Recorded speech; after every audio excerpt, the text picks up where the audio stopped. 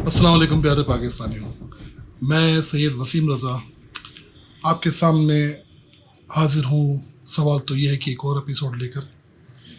आज के एपिसोड में हम बात करेंगे म्यूज़िक कि म्यूज़िक हमारी ज़िंदगियों पर, हमारी सोच पर, हमारे ज़हन पर क्या असर डालता है। क्या ये म्यूज़िक हमारे ज़हनों पर मुस्बत असरात डालता है या मनफी। अब इसको समझने के लिए हमें मुख्तलिफ़ अक़साम के म्यूज़िक का जायज़ा लेना पड़ेगा कि दुनिया में किस किस किस्म के म्यूज़िक इस वक्त इस्तेमाल हो रहे हैं। और अगर आप नोट करें तो 90% आपको म्यूज़िक कहीं ना कहीं पे किसी चीज़ को सपोर्ट करता हुआ मिलेगा। मतलब अगर आप रेस्टोरेंट में जाएं तो वहाँ पे एक लाइट म्यूज़िक चल रहा होगा ताकि आप स्लो स्लो खाना खाते जाएं और आप ज़्यादा खाना खाएं, ज़्यादा ऑर्डर करें। अगर आप किसी डिपार्टमेंटल स्टोर में जाते हैं तो वहाँ पे थोड़ा फास्ट म्यूज़िक लगा हुआ होगा ताकि आप जल्दी जल्दी शॉपिंग करें और ज़्यादा शॉपिंग करें। इसी तरीके से मैं ये समझता हूँ कि जितनी भी महफ़िलें होती हैं वहाँ पर मुख्तलिफ़ किस्म के म्यूज़िक इस्तेमाल होते हैं। तो बल्कि मैं तो बताऊँगा आपको क्योंकि मैं अमेरिका में भी रहा हूँ, परदेश मैंने काटा हुआ है, तो वहाँ पर मैंने देखा कि जब कोई मर जाता है तदफीन पे तो वहाँ पे भी एक सैड म्यूज़िक चलाया जाता है ताकि लोग आएँ तो वो ज़रा दुखी म्यूज़िक सुने तो थोड़ा उनको रोना आए, थोड़ा दुख हो, उनके चेहरों पे कुछ गम आया होना शुरू हो, वरना अच्छा नहीं लगता कि उधर लोग आ रहे हैं जा रहे हैं लेकिन कोई दुख का माहौल नहीं है, क्योंकि उसमें भी लोग हंसी मजाक कर रहे होते हैं। तो मैं ये समझता हूँ कि 90% लोगों को जो म्यूज़िक असर करता है वो नेगेटिव ही करता है। जैसे लोग अक्सर आप देखा होगा जो एक्सीडेंट्स की जो तादाद है पाकिस्तान में या पूरी दुनिया में, जो हादसात हो जाते हैं, शायद आपका मुशाहिदा ना हुआ हो, मेरे कुछ एक्सपीरियंसेस हैं ऐसे। मैंने एक्सीडेंट्स होते हुए देखे और जब एक्सीडेंट हुए बड़े हॉरेबल किस्म के, तो उसके अंदर जब गाड़ी जब लगती है तो लोग काफ़ी ज़ख्मी होते हैं, कुछ बेहोश भी हो चुके होते हैं। तो गाड़ी में एक चीज़ बड़ी वो होती है, इंजन से जो धुएँ निकल रहे होते हैं, गाड़ी टोटल हो चुकी होती है, मतलब तबाह हो चुकी होती है, लेकिन म्यूज़िक उसको भी तेज़ बज रहा होता है। जब लोग लाशें गाड़ी से उठा रहे होते हैं तो जो म्यूज़िक गाड़ी में चल रहा था, जो स्पीड जो रेस हो रही थी उस वक्त, जो म्यूज़िक लाउड करके जो खून में जोश आया था, वो म्यूज़िक की वजह से ज़रा और फ्लेयर अप हो गया था। 2-4 लोगों ने रेस लगाई तो उसमें जब हादसा हुआ वो तो दुनिया से चले गए, या किसी की टांग टूट गई या किसी की कमर टूट गई, लेकिन म्यूज़िक नहीं टूटा, म्यूज़िक चलता रहा। तो ये मुझे देख के बड़ी हैरत हुई। और मैं ये समझता हूँ कि अक्सर जो बुरे जहाँ पे महफिलें होती हैं वहाँ पे भी म्यूज़िक अपना भरपूर किरदार अदा कर रहा होता है, जोश बढ़ा रहा होता है।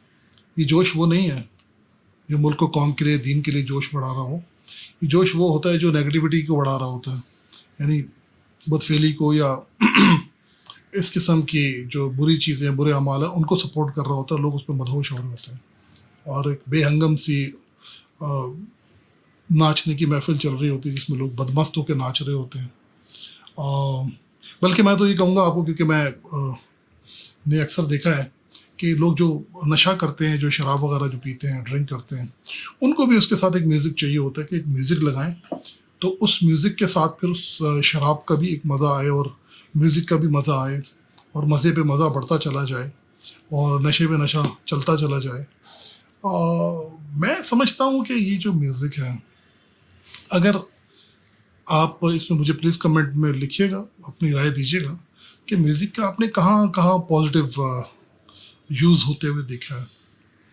जितने भी गाने इस वक्त चल रहे हैं, जो कच्ची उम्र के जो बच्चे हैं, टीनेजर्स हैं, स्पेशली ये ड्रामों के जो साउंड ट्रैक्स हैं, जो फिल्म के साउंड ट्रैक्स हैं, जो फिल्म के गाने हैं, उनमें भी आप देखें कि एक ख़ास किस्म की एक थीम ली हुई है म्यूज़िक कि मतलब लड़के लड़की को बगावत की तरफ ले जाना, माँ बाप से नफ़रत कराना, एक फैंटेसी वर्ल्ड क्रिएट करवा देना कि बस आप गाना ही सब कुछ है, गाने में ही आप जैसे गालिब की शायरी थी और एक अल्लामा इकबाल की शायरी थी, वो मुल्क बनाने के लिए शायरी थी, एक जिसे कहते हैं वो तहरीक चलाने वाली शायरी थी।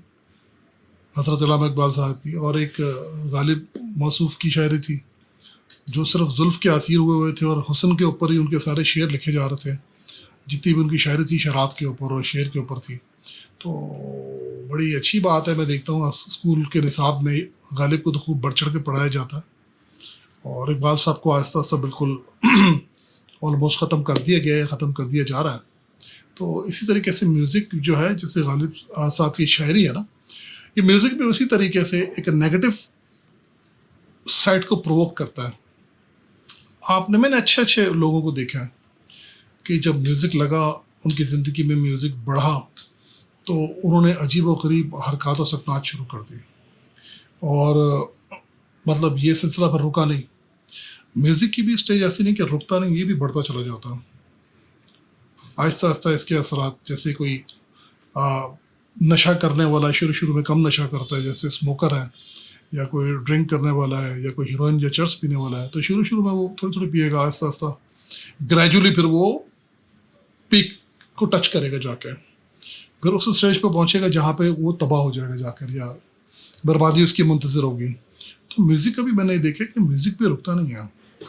اور کتنے میوزک تو میں آپ کو اپنے نیکسٹ ویڈیو میں انشاءاللہ بتاؤں گا، دکھاؤں گا.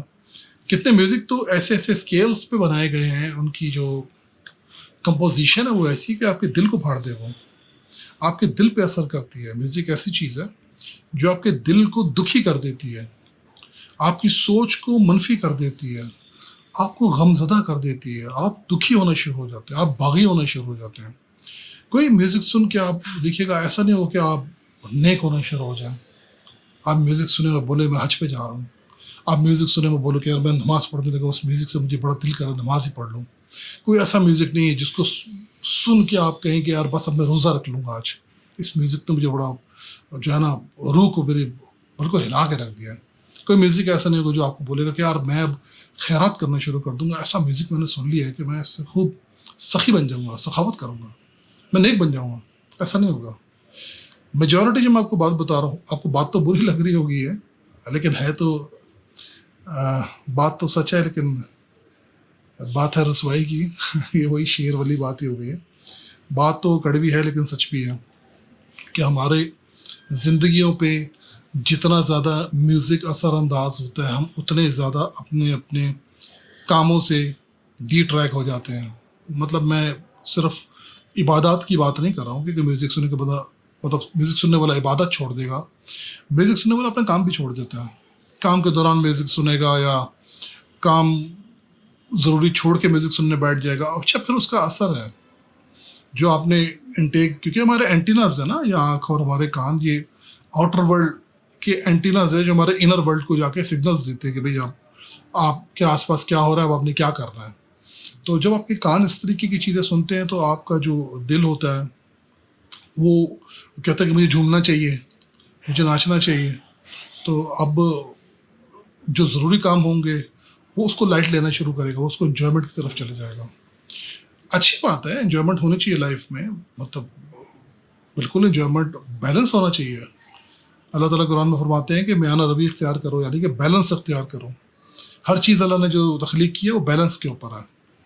چاند، ستارے، سولر سسٹم، ہماری زمین، گرمی، سردی، یہ ہر چیز اللہ نے بیلنس کی ہوئی ہے. تو ہم بھی اگر بیلنس کریں، ٹھیک ہے، میوزک بھی آپ سنیں اور باقی تفریحات بھی دیکھیں، لیکن اس کو بیلنس کریں تاکہ آپ کو کم سے کم نقصان ہو. اچھا پھر یہ ہوتا ہے کہ آپ جتنا زیادہ ماحول ایسا اڈاپٹ کرتے ہیں، وہ پھر ماحول آپ آگے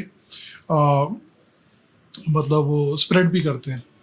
آپ جو ماحول لیں گے وہ آپ اپنے بچوں کو، اپنے ریلیٹیوز کو، فیملی ممبرس کو، نیبرس کو وہ مطلب پاس آن کریں گے آپ کے. اور وہ بھی اگر کوئی غلط کام کر رہا ہے تو ظاہر سی بات ہے وہ اسی کو پروموٹ کرے گا جو اچھا کام کر رہا ہوگا.